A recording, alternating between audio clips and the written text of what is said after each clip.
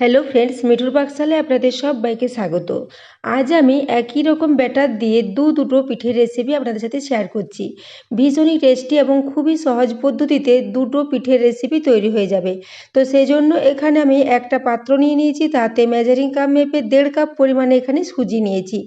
এই সাথে নিয়ে নিচ্ছি দুধ। তো প্রথমে এখানে 1 কাপ পরিমাণে দুধ দিয়ে দিলাম, এরপর আবারও 1 কাপ দুধ নিয়ে নেব। তো ওই 1 কাপ দুধের পুরোটা দিয়েছি, আর এই দুধটা অর্ধেকটার বেশি একটু দিয়ে দিলাম। তারপর এটাকে খুব ভালো করে একটু মিশিয়ে নিচ্ছি। এইভাবে সুজিটাকে খুব ভালো করে আগে ভিজিয়ে নেব। তো এখনও আবারও কিছুটা দুধ দিয়ে দিলাম, পুরোটা দিইনি, কিছুটা দুধ এখনও আছে। তো এই দুধটা দিয়ে খুব ভালো করে আগে ভিজিয়ে নেব। আর দুধটা এখানে নিয়েছি নর্মাল টেম্পারেচারে রাখা দুধ। দুধটা খুব বেশি গরমও নেই আবার ঠান্ডাও নয়। তো এরকম দুধটা দিয়ে খুব ভালো করে এটাকে মিশিয়ে নিয়েছি। এরপর এটাকে রেস্টে রেখে দেবো প্রায় 10 মিনিটের জন্য। তো দেখুন সুজিটা এখন খুব ভালো মতো ভিজে গেছে। এটা এখন রেস্টে 10 মিনিটের জন্য রেখে দিলাম। এদিকে গ্যাসে একটা ফ্রাই প্যান বসিয়ে দিয়েছি, তাতে একটা মিডিয়াম সাইজের নারকেলকে আমি কুড়ে রেখেছিলাম, সেই নারকেল কোড়াটা এখানে নিয়ে নিচ্ছি। তো গ্যাসটা এখনও পর্যন্ত অন করিনি, আগে এখানে নারকেল কোড়াটা নিয়ে নিলাম। ওই সাথে নিয়ে নেব এখানে নলের গুড় বা খেজুরের গুড়।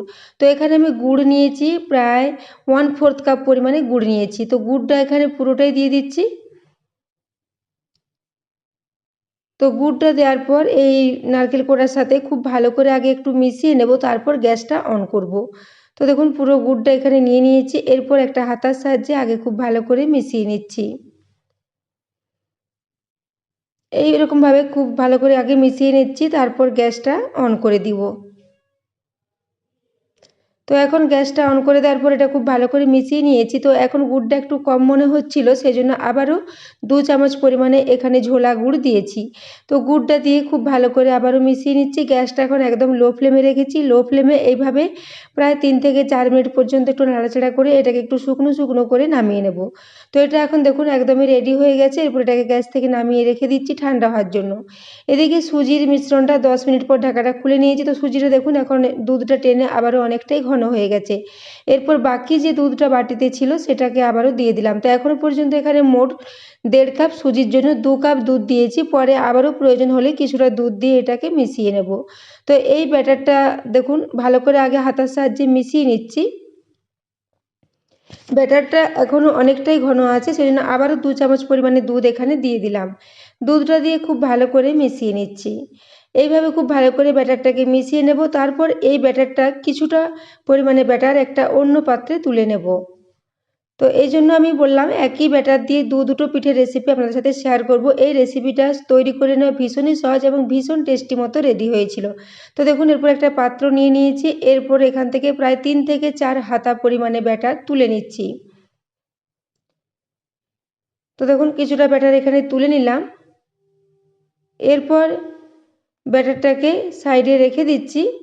তো দেখুন ব্যাটারটা প্রায় 3 থেকে 4 হাতা মতো হবে সেরকম তুলে রেখেছি। এরপর বাকি যে ব্যাটারটা নিয়েছি এটার মধ্যে আমি একটু ঝোলা গুড় মিশিয়ে নিচ্ছি। নলের গুড়ের ঝোলা গুড় নিয়েছি, এখানে প্রায় 3 চামচ মতো গুড় নিয়ে নিয়েছি। তো গুড়টা দিয়ে খুব ভালো করে মিশিয়ে নেব। তো বন্ধুরা গুড় দিয়ে তৈরি করলে এই রেসিপিটা ভীষণই টেস্টি মতো হবে। তো দেখুন এরপর এটাকে খুব ভালো করে মিশিয়ে নিয়েছি। তো ব্যাটারের কনসিস্টেন্সিটা এখন অনেকটাই ঘন আছে, এরকমই একটা বেশ ঘন ব্যাটারই দরকার। ব্যাটারটা একদমই বেশি পাতলা করব না। তো যে কোনো মিষ্টি রেসিপিতে একটু লবণ দিলে তার টেস্টটা ভালো হয়, সেজন্য এখানে 1/4 টিস্পুন পরিমাণে একটু লবণ দিয়েছি। তো ব্যাটারের কনসিস্টেন্সিটা দেখুন হাতার গায়ে একটা বেশি মোটা মতো কোটিং হয়ে গেছে, সেরকম একটা ব্যাটার রেডি করেছি। ব্যাটারটাকে রেডি করে এখন ওটাকে সাইডে রেখে দিলাম। এরপর যে ব্যাটারটা আমি তুলে রেখেছিলাম সেই ব্যাটারটাকে আগে রেডি করে নিচ্ছি।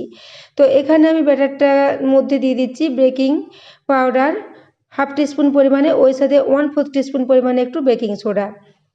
এরপর বেকিং পাউডার ও বেকিং সোডাটা খুব ভালো করে মিশিয়ে নিচ্ছি। ক্রমাগত নাড়াচাড়া করে খুব ভালো করে এটাকে মিশিয়ে নেব। তো বন্ধুরা আজকের এই রেসিপিগুলো যদি ভালো লেগে থাকে তাহলে অবশ্যই বন্ধুদের সাথে একটু শেয়ার করে দেবেন এবং রেসিপি ভালো লাগলে একটা লাইক করতে ভুলবেন না। তো দেখুন এরপর আমি একটা আপ্পে প্যান নিয়ে নিয়েছি। আপ্পে প্যানের মধ্যে অল্প পরিমাণে তেল দিয়ে দিচ্ছি। খুব বেশি তেল দেওয়ার প্রয়োজন নেই, অল্প অল্প পরিমাণে তেল দিয়ে দিচ্ছি। তেলটা দিয়ে এই আপ্পেগুলোর মধ্যে খুব ভালো করে আগে মাখিয়ে নেব। তো এখানে আমি কাস্ট আয়রনের একটা আপ্পে প্যান নিয়েছি। আপনাদের বাড়িতে যে ধরনের আপ্পে প্যান থাকবে তাই দিয়ে এটাকে আপনারা রেডি করে নিতে পারেন, কিংবা আপ্পে প্যান ছাড়াও এটা যে কোনো বাটিতেও এভাবে রেডি করা যাবে, যে কোনো স্টিলের বাটিতে তৈরি করে নেওয়া যাবে। তো দেখুন এরপর আমি একটু তেলটা খুব ভালো করে চারিদিকে মাখিয়ে নিলাম। এরপর ওই যে ব্যাটারটা রেডি করেছি ওই ব্যাটারটাকে এই আপ্পেগুলোর মধ্যে 1 চামচ করে দিয়ে দেবো। তো ব্যাটারটাকে আবার একবার খুব ভালো করে মেখে নিলাম। এখনও প্যানটা গ্যাসে বসাইনি, এটা আগে এখানে রেডি করে নেব, তারপর এটাকে গ্যাসে দিয়ে একটু স্টিম করে নেব। তো দেখুন এরপর আমি এখানে 1 চামচ করে ব্যাটার দিয়ে দিচ্ছি। তো বন্ধুরা আজকের এই রেসিপিগুলো যদি ভালো লেগে থাকে তাহলে অবশ্যই একটা সাবস্ক্রাইব করে আমার পাশে থাকবেন এবং পাশে থাকা বেল আইকনটি অবশ্যই প্রেস করে রাখবেন, তাহলে আমি যে কোনো নোটিফিকেশানই ছাড়ি না কেন তো সবার আগে আপনার কাছে পৌঁছে যাবে। তো দেখুন এখানে প্রত্যেকটাতে ব্যাটার 1 চামচ করে দিয়ে দিয়েছি এবং যেটাতে একটু কম মনে হচ্ছিল সেগুলোতে আবারও একটু করে ব্যাটার দিয়ে দিলাম। এরপর ওই যে নারকেলের পুরটা রেডি করে রেখেছি ওখান থেকে বেশ কিছুটা করে পুর নেব আর এর মাঝ বরাবর একটু করে দিয়ে দেব।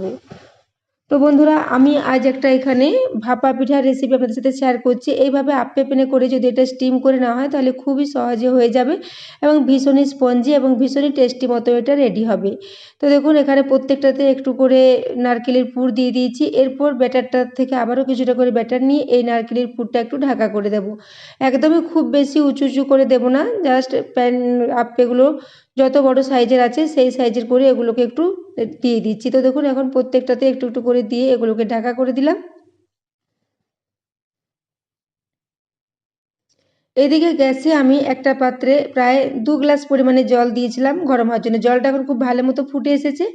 এই সাথে এখানে আপ্পে প্যানটা বসিয়ে দিলাম। এরপর এটাকে ঢাকা দিয়ে প্রায় 15 থেকে 20 মিনিটের জন্য রেখে দেব। ওটা ওদিকে হতে থাক। এদিকে আমি গ্যাসে আবারও একটা তাওয়া বসিয়ে দিয়েছি, তাতে 1 চা চামচ পরিমাণে এখানে রিফাইন্ড অয়েল দিয়ে দিয়েছি। এরপর ওই যে ব্যাটারটা গুড় দিয়ে রেডি করে রেখেছিলাম সেই ব্যাটারটা থেকে 1 হাতা পরিমাণে ব্যাটার এখানে দিয়ে দেব।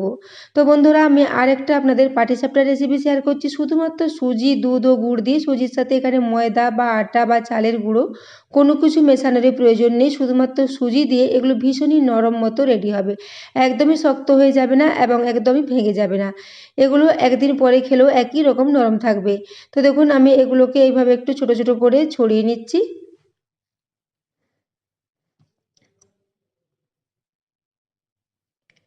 তো এইভাবে ছড়িয়ে নেওয়ার পর ব্যাটারটা যখন উপর থেকে একটু শুকিয়ে আসবে তখন এখানে ওই যে নারকেলের পুরটা রেডি করে রেখেছি সেই পুরটা কিছুটা করে দিয়ে দিচ্ছি। গ্যাসের ফ্লেমটা এখন লোতে করে দিয়েছি। তো দেখুন এরপর এক পাশ থেকে এভাবে নিয়ে এটাকে ঢাকা দিয়ে দুপাশ থেকে এইভাবে একটু ঢাকা দিয়ে দিচ্ছি। এইভাবেও করা যায়, আবার রোল করেও এটাকে তৈরি করা যায়। তো আমি আপনাদের আবারও একটা দেখিয়ে দিচ্ছি। তো দেখুন একটা এখানে তুলে নিয়েছি। গুড় দেওয়ার জন্য এর কালারটা খুবই সুন্দর এসেছিল। তো দেখুন এরপর আবারও একটা তৈরি করে নিচ্ছি। এইভাবে 1 হাতা পরিমাণে ব্যাটার দিয়ে একটু গোল করে ছড়িয়ে নেব। তারপর ওই নারকেলের পুরটা আবারও কিছুটা এখানে দিয়ে দিচ্ছি। এগুলো খুব সহজেই প্যান থেকে উঠে আসবে এবং বারবার তেল দেওয়ারও প্রয়োজন নেই। একবার তেল দিলে দ্বিতীয়বারের থেকে আর তেল না দিলেও এগুলো আপনা আপনিই উঠে আসবে। তো দেখুন এরপর আমি হাতে করে এটাকে এইভাবে রোল মতো করে নিলাম। এরকম রোল মতো করেও করা যায়, আবার দুদিক থেকে ফোল্ড করেও এটা করা যায়। তো দেখুন এইভাবে খুবই সহজ পদ্ধতিতে এই পাটিসাপটাগুলো আমি রেডি করে নিয়েছি। তো বন্ধুরা আজকের এই রেসিপিগুলো আপনাদের কেমন লেগেছে কমেন্টে জানাতে ভুলবেন না। তো দেখুন এইভাবে দুটো রেডি করে নিয়েছি, এখানে আবারও একটা রেডি করে নিয়েছি। এইভাবে সমস্ত পিঠেগুলোকে আমি রেডি করে নেব। তো দেখুন গুড় দেওয়ার জন্য কালারটা অসম্ভব সুন্দর এসেছে।